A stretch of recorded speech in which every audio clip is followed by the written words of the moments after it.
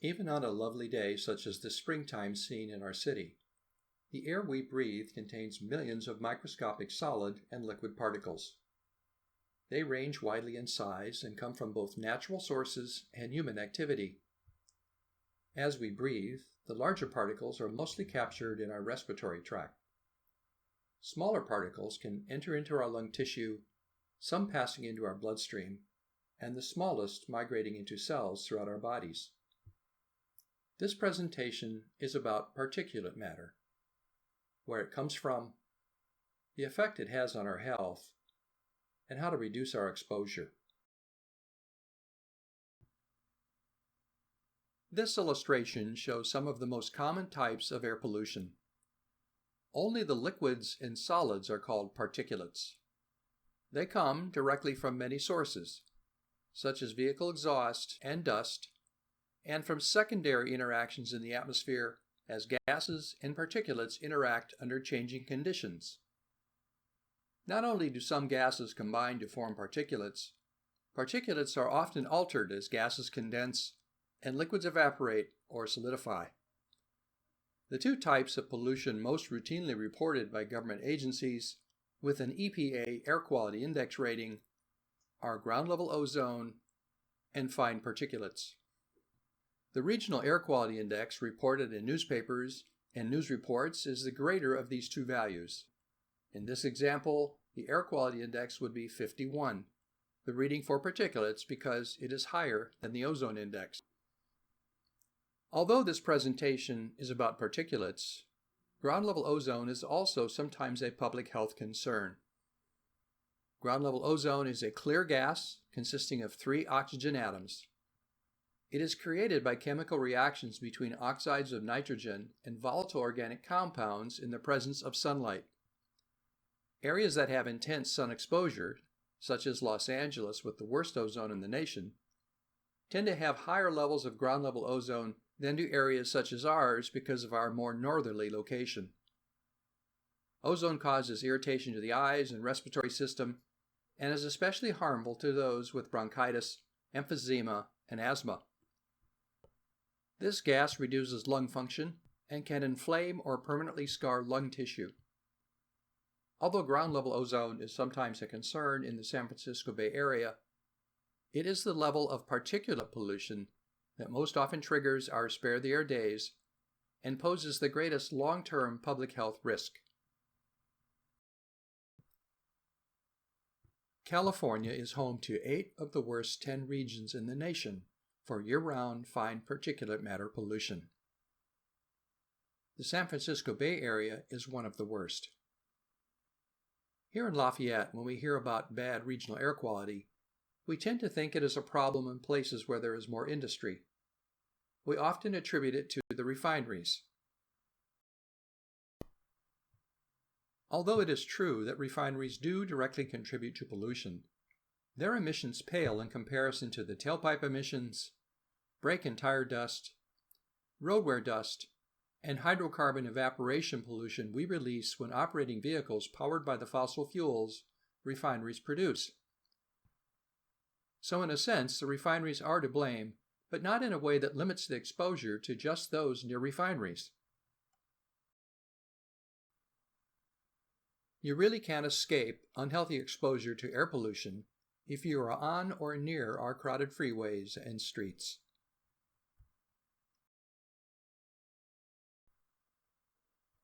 This illustration shows the common sources of particulates and their range of sizes measured in micrometers, or what are often called microns. The top group includes some biological sources. Pollen ranges from 10 to 100 micron, while viruses are much smaller, ranging less than 0.01 micron, more than 10,000 times smaller than the largest pollen particles. Next, there is dust that comes from both natural sources and human activity, such as from construction, from wear of road surfaces, and vehicle friction brakes and tires. The other particulates include ash, that consists of minerals and metals that remain after materials such as wood and fossil fuels are burned, The smoke and smog categories include a broad range of pollutants from combustion and other sources. Soot is carbon formed from incomplete combustion of fuels containing carbon, such as wood, coal, diesel, and gasoline. You may recall from the opening slide, the larger particulates are mostly captured in our respiratory tract.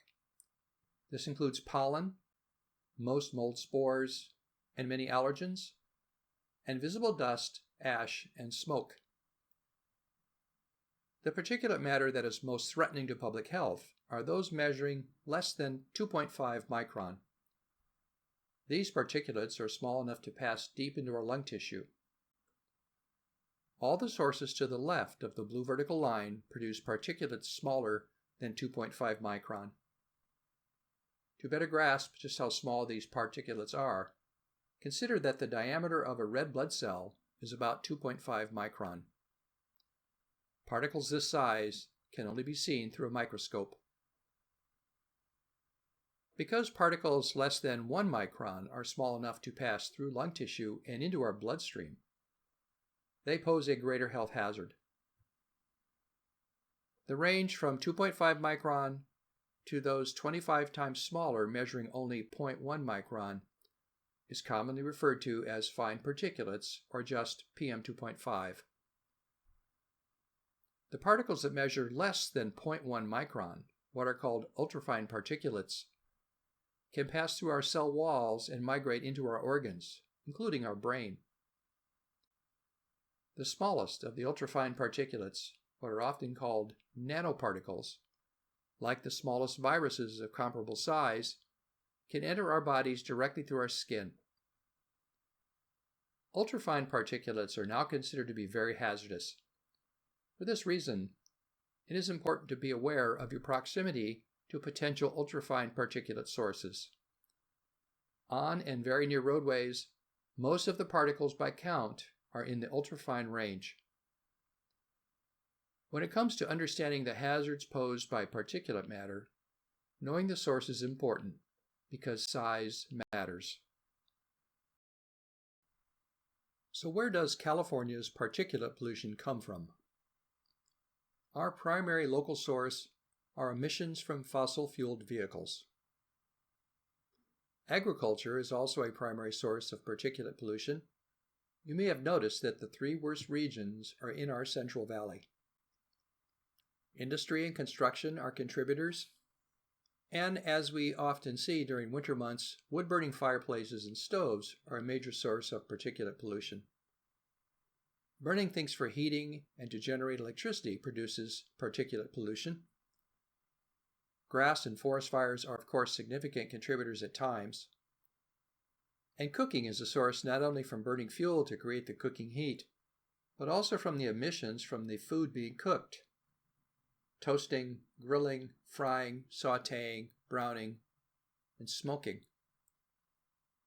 The most hazardous air is often in our own kitchens and near our outdoor grills. Why is air pollution so bad in California?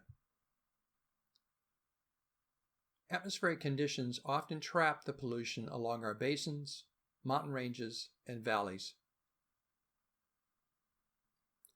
There are plenty of nooks and crannies where it accumulates when the air is still. And the biggest reason, our intense use of internal combustion powered vehicles.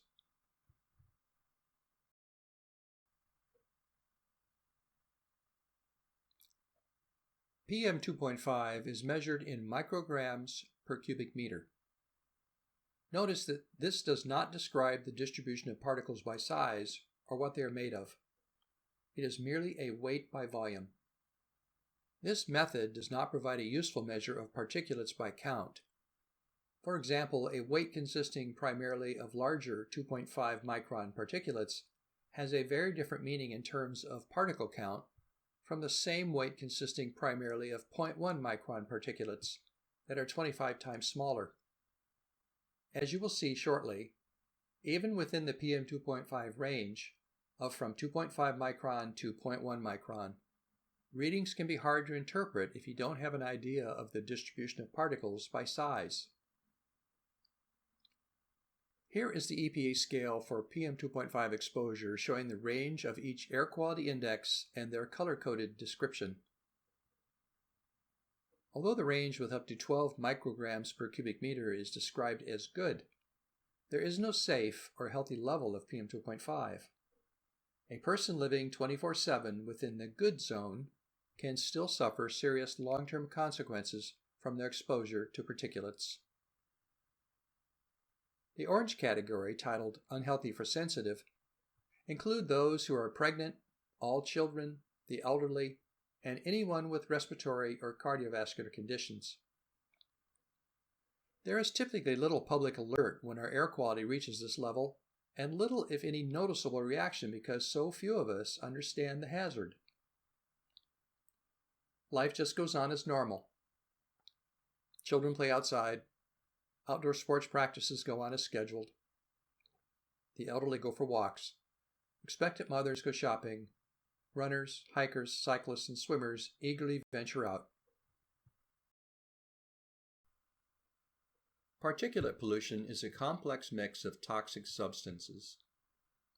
Their presence in our bodies causes cancers, tissue damage, DNA mutations, and countless other maladies. Separate from these toxic effects, the invasion of these microscopic particulates also causes an inflammatory response. We are all familiar with this immune system response as our bodies react to any foreign matters such as a flu virus. There are also inflammatory responses that aren't so obvious as particulates spread through our lungs, bloodstream, and internal organs. Chronic inflammation can cause lasting damage to our lungs, heart, brain, pancreas, and other organs. For example, when inflammatory cells hang around too long in blood vessels, they promote the buildup of dangerous plaque. As any cardiologist will tell you, chronic inflammation is a leading cause of cardiovascular disease. For smokers, it is the constant presence of tobacco smoke particulates in the bloodstream. And for all of us living in the San Francisco Bay Area and most of California, and especially near or traveling on our busy streets and highways, we are routinely exposed to fine particulates generated from our use of fossil-fueled vehicles. The most common short-term effects from fine and ultrafine particulate exposure include stress to those with compromised respiratory and cardiovascular systems. This includes difficulty breathing, increased levels of heart attacks, strokes, and deaths. The long-term effects are those where the link between cause and effect are obscured by the passage of time. Illnesses and disabilities eventually appear to happen for no apparent reason. Of course, it is impossible to be 100% sure that an illness or disorder is caused by particulate exposure over time. But the medical literature is full of studies linking fine and ultrafine particulate exposure to developmental disorders, diabetes, respiratory and cardiovascular diseases, various cancers, and brain maladies such as dementia. Think about your own family or circle of friends. If you were like me, you most likely have many examples of those who for no apparent reason were victims. Was the cause exposure to particulate matter? The science tells us that much of it probably was. Here are a few examples. This large European study showed that a 10 microgram per cubic meter increase in average PM2.5 exposure increased lung cancer rates by 36%. The annual average PM2.5 level for the San Francisco Bay region is close to 10 micrograms per cubic meter, and we have an elevated risk of contracting lung cancer because of it. This recent Canadian study showed that those living very close to heavy traffic are 12% more likely to develop dementia than people living just 500 feet farther away. This Harvard University study found that just a 1 microgram per cubic meter reduction in average exposure would reduce the annual U.S. death rate of those over 65 by 12,000. Relating this to our demographic profile and population here in Lafayette, Even small reductions in the exposure to fine particulates would clearly prolong the lives of many of our citizens. This study clearly established that increasing the particulate exposure of children and adolescents significantly increased the level of mental illness and cognitive disabilities. The lead researcher reported that air pollution can get into the brain where it causes inflammation associated with a range of psychiatric disorders. This UCLA-reviewed report established a statistically significant linkage between autism spectrum disorder in children born to mothers exposed to traffic-related air pollution during pregnancy. This recent study establishes a strong link between particulate matter-induced inflammation and type 2 diabetes. The triggering mechanism is insulin resistance caused by inflammation.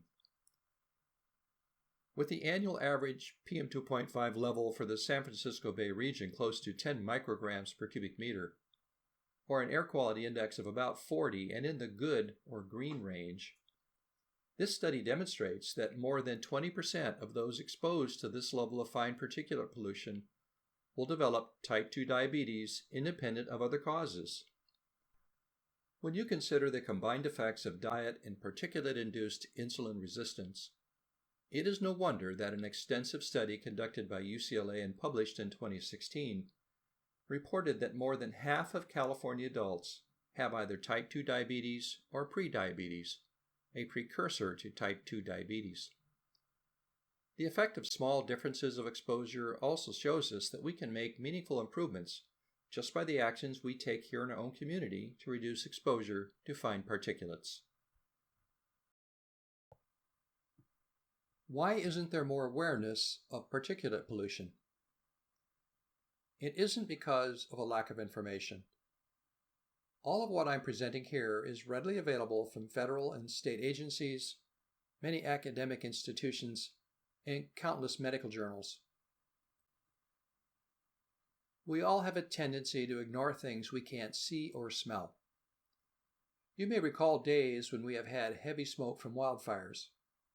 It is natural on such occasions that we would cancel outdoor events, close our windows, and stay indoors.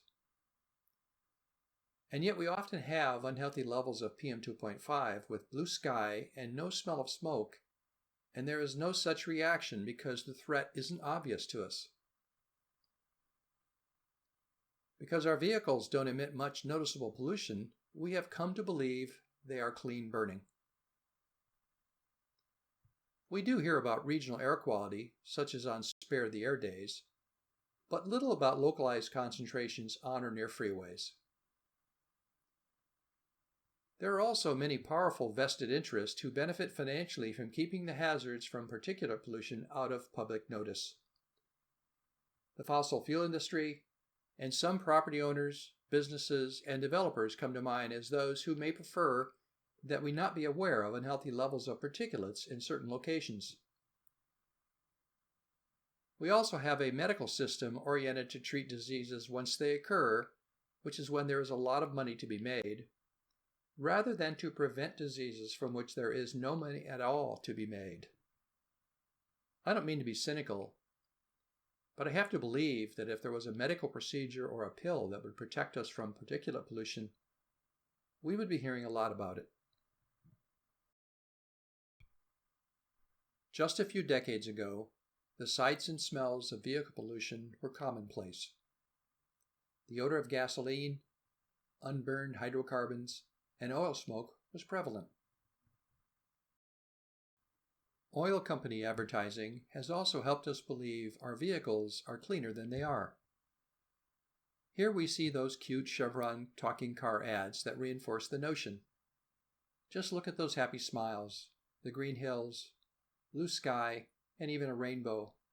It couldn't be cleaner. Vehicle branding also reinforces the notion that our cars are clean. These environmentally friendly labels make us feel good, like we are doing our part. And although each does represent a legitimate technical improvement in efficiency and a reduction in emissions, they are still gasoline-powered vehicles that produce a lot of pollution when our highways are full of them. Thanks to federal regulations and California's even more stringent standards, the national trend in vehicle emissions per mile traveled have improved significantly. This table shows some of the changes between 2000 and 2016. Looking at passenger cars, total hydrocarbons are down by 73%. Carbon monoxide is down 73%. And oxides of nitrogen have been reduced by 74%. The emissions from light trucks, vans, and SUVs are also down, though not as much. And because we're driving proportionally more of them than we did back in 2000, they now represent a larger portion of the total miles driven. This cleanup began nearly 50 years ago with the use of catalytic converters. Many other technical innovations have gradually reduced the emissions per mile driven, mainly by increasing engine efficiency. Some innovations, such as direct fuel injection, while reducing the total mass of emissions, have actually increased the particle counts of those ultrafine particulates that we now know are so dangerous. In spite of all the innovations, highways choked with fossil-fueled vehicles still create an enormous volume of harmful pollution. Our growing economy, urban sprawl, longer commutes, more intense urban population density, and our continued reliance on combustion-powered personal transportation all combine to produce our high levels of pollution. How can we be informed about the level of particulate matter in our air? The San Francisco Bay Area Air Quality Management District Fine Particulate Air Quality Index readings are available on their website and also on the EPA's website, airnow.gov. Their PM2.5 measurements are posted a few hours after they are taken, so these are not real-time values. No ultrafine particulate monitoring is provided. This agency is responsible for regulating stationary pollution sources. Their closest monitoring station is in Concord, about 6 miles from Lafayette, and more than 2 miles from the nearest freeway. The topography of this location is very different from our situation here in Lafayette. It is located in the flat center of a broad north-south valley that is open to the north to the Sacramento River Delta. We have a narrow east-west valley with 8 lanes of curving and undulating freeway running through it, and businesses, homes, and schools located directly nearby. Regulating mobile pollution sources is the responsibility of the California Air Resources Board, and they provide no local monitoring. New laser-based technology is dramatically lowering the costs of monitoring for PM2.5. Readings taken here in the city often exceed those reported by government agencies. This is the purpleair.com website. What it is showing on this map of Lafayette are the particulate matter monitors active on the afternoon of August 15, 2018. As you can see, they are located at Campo Lindo High School, Town Center Apartments near the BART station, and various other locations in the area. The control is set to show the EPA PM2.5 Air Quality Index. The number in each circle represents the real-time reading. As you can see, the air quality index at Town Center was 115, and all the monitors are reading in the orange or unhealthy for sensitive groups range. This layer is showing the PM2.5 mass measured in micrograms per cubic meter instead of the air quality index shown on the previous slide. By clicking on the circle for the monitor at Town Center, this chart displays showing the readings over the past week. To ensure accuracy, each Purple Air monitor has 2 sensors, labeled here as A and B. If they were reading differently, you would see the divergence in this graph. As you can see, the readings have been in the green, yellow, orange, and red zones during the week. Moving the cursor over the chart opens this dialog showing the actual values at a particular time. At 2:30 in the morning, channel A was in the green or good zone, reading 7.0 0.72 micrograms per cubic meter. Here we see the data layer showing the raw count of particles measuring greater than 0.3 micron per deciliter. This type of laser sensor doesn't actually weigh the particulates. It instead counts the particles at 6 different size ranges and then uses these counts through a sophisticated algorithm to estimate the total weight of particulates in micrograms per cubic meter. At 1400 hours, or 2 in the afternoon, there were 5,090 particles per deciliter measuring 0.3 micron or larger at Town Center.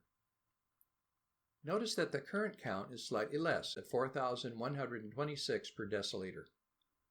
Remember this number because we will compare it to the particle count of particles greater than 1 micron in the next slide. This view is showing that the particle count for particles greater than 1 micron at Town Center is 278, meaning that of the 4,126 particles present measuring greater than 0.3 micron from the previous slide, nearly all are smaller than 1 micron. As you may recall, particles less than 1 micron can pass through lung tissue and into our bloodstream. Knowing that the particulates present in the previous example were predominantly less than 1 micron helps us zero in on where they are coming from, such as suspended dust, oil smoke, smog, and carbon soot, all sources traced to our use of fossil-fueled vehicles. And because these are also the primary sources of ultrafine particulates, there were most certainly very high counts present of these most hazardous particles that penetrate into our internal organs. How active we are is an important factor when measuring our exposure to particulates. This is the particle count chart from a few slides back that showed Town Center having 5,090 particles larger than 0.3 micron per deciliter at 2 in the afternoon. The air quality index at the time was in the orange or in healthy for sensitive groups range.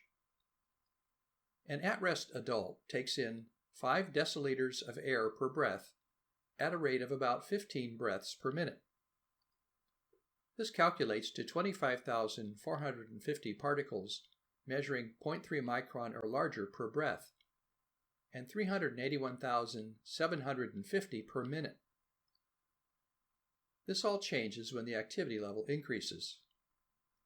Exercise will increase the rate of respiration and also increase the volume of air taken in with each breath. An athlete pushing hard in these conditions could easily be taking in over 4 million 0.3 micron or larger particulates per minute. The other important thing to realize is that this does not represent any measure of the most dangerous and far more numerous ultrafine particulates that measure less than 0.1 micron. Realizing that this PM2.5 particle distribution is dominated by particles less than 1 micron gives us a sense of the very high number of ultrafine particulates smaller than 0.1 micron that are most certainly present. Because the equipment for measuring ultrafine particulates is expensive to purchase and maintain, the best ordinary citizens can do for now is to infer what the risk may be based on the distribution of PM2.5 particles and our proximity to ultrafine particle sources. The purple air monitors are about the size of a large coffee mug and are easy to install and maintain. Here it is mounted outside on a porch. The wire you see is for the provided 10-watt power supply, about the same amount of electricity as an iPad. As you can see, we aren't alone. These are the purple air monitors that concerned citizens have already installed in the region. Purple Air records the readings and provides an interface for downloading the data for any monitor for future analysis. How can we be better informed? You can sponsor a Purple Air monitoring station. They are accurate and reliable.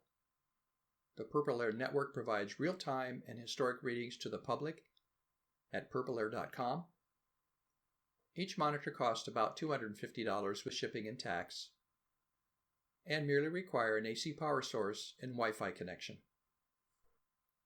The target areas for monitors include the Mount Diablo Boulevard, Pleasant Hill Road, and Moraga Road corridors, our sports and recreation areas, and our schools.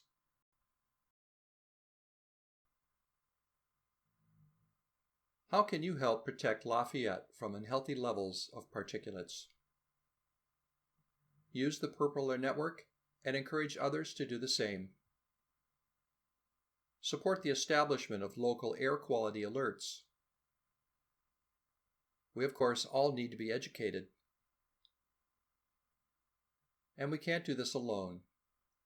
We need neighboring communities, and especially those traveling through Lafayette, to reduce our exposure to their pollution. How can we protect ourselves? First, we need to be aware of the PM 2.5 level. Avoid harmful exposure, especially avoid vigorous physical activity when the level is high. And we can use filtering. Simple particle masks aren't of any help with PM 2.5. Respirators with an N95 rating trap about 95% of particulates larger than 0.3 micron. Fine particulate filtering HVA systems and indoor air purifiers provide some protection from PM 2.5 particles. Be aware that none of these filtering systems can completely protect you from ultrafine particulates that measure less than 0.1 micron. And recirculating your auto interior air with the windows closed can significantly reduce your exposure. What can we do right here in Lafayette to reduce our production of fine and ultrafine particulates? Not only do zero-emission vehicles release no fuel evaporation or exhaust emissions, they produce very little brake dust because they primarily use regenerative braking. There are many practical ways to encourage zero-emission vehicles. Favored parking is one. Requiring residential car charger wiring in new construction and encouraging retrofit wiring, especially in high-density residential, is another. Banning parked vehicle engine idling is a must, especially those using diesel fuel. Speed limits and enforcement should include considerations for minimizing vehicle emissions. A conventional fossil-fueled vehicle will release twice as much brake dust stopping from 30 miles per hour than from 20 miles per hour. Aggressive driving with jackrabbit starts and stops produces more exhaust emissions and dust from brakes and tires. Gunning the throttle and cruising the streets doesn't do our health any good. Getting people out of their cars is, of course, very important. We shouldn't just avoid burning wood on spare the air days. We need to stop it all of the time. Gas-powered lawn and garden equipment are big-time polluters to those operating them and anyone else nearby. Cooking and heating with gas also contributes to particulate pollution. And commercial kitchens can be major particulate generators. They don't have to be. And finally, how can all of California reduce the level of particulate pollution? We have to transition to clean, renewable energy sources. Zero-emission transportation, electricity from wind, solar, hydro, geothermal, and with a smart grid that includes plenty of reliable energy storage. We need to electrify everything in our homes. Just stop it. Stop burning things. And agriculture has to step up and protect their workers and communities. And those remaining emission sources need to be better regulated and eliminated when practicable. Can we do this? Our history of successfully solving pollution issues has some encouraging examples. Many have involved both regulations to hold polluters responsible and technical innovations. Reducing acid rain and restoring the upper atmospheric ozone layer come to mind as two prominent examples. And looking back to the creation of the Clean Air Act, and the improvement in vehicle emissions of carbon monoxide, hydrocarbons, and oxides of nitrogen since then is impressive.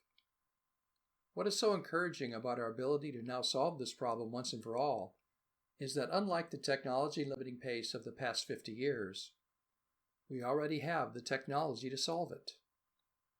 Zero-emission vehicles are here, as is affordable zero-emission renewable energy. And we also know how to build the required infrastructure to support it. Of course, it won't happen overnight. By beginning in earnest now, we can make it happen soon enough to materially improve public health for those here now and into the future. We have the power to define what types of vehicles will be allowed to operate in our cities and on our gateway bridges and freeways. We can demonstrate to our nation that zero-emission vehicles and 100% renewable energy is not only much better for our health and the environment, it is also the basis for a more prosperous economy.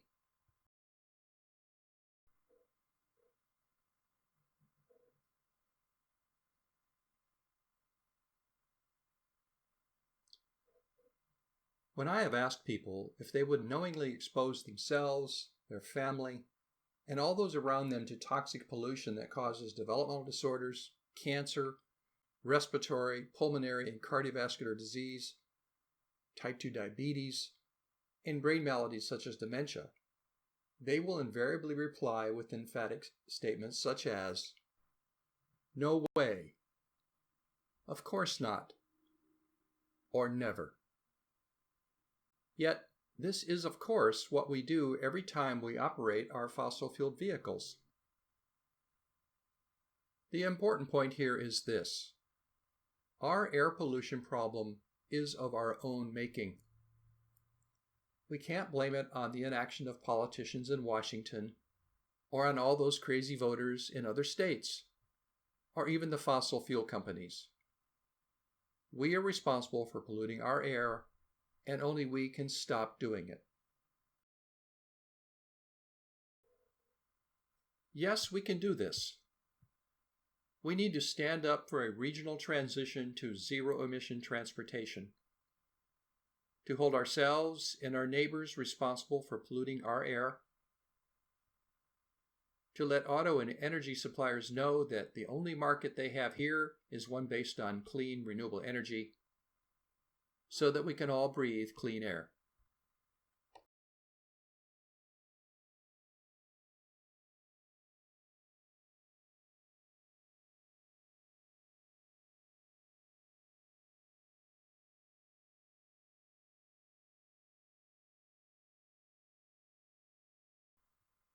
Thank you for your attention and interest in this important public health information.